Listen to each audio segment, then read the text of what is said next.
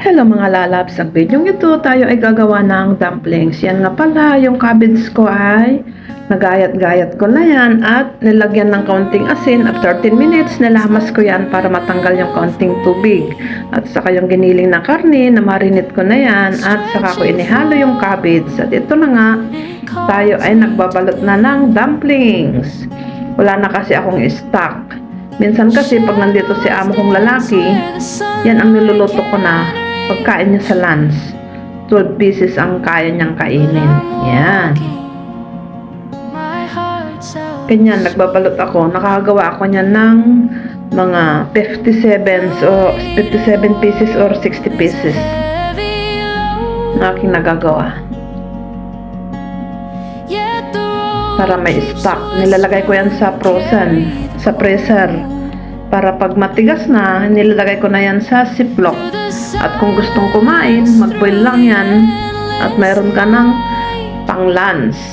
Ganon. Minsan kasi pag Sabado nandito sila amo, ganyan ang niluluto ko na lunch nila. Enjoy watching! Madali lang gumawa. Matrabaho lang yung maggayat ka ng repolyo.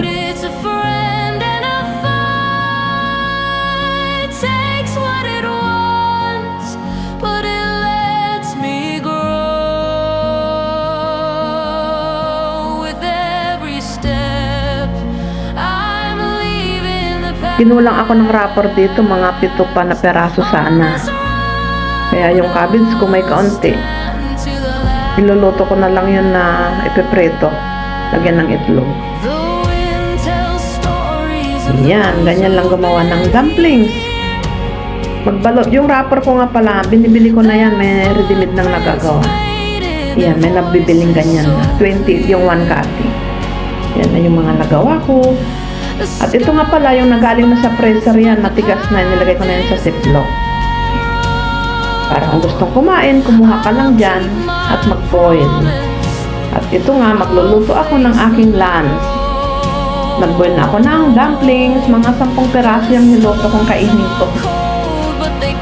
Busog na busog, kasi ang dami malalaki. Pag mag-boil nga pala ng ganyan, pag kumulo na siya, lagyan ng tubig. Tapos, para hindi umalwan yung bubbles niya. Bali, 3 times na ganun, luto na yung dumpling.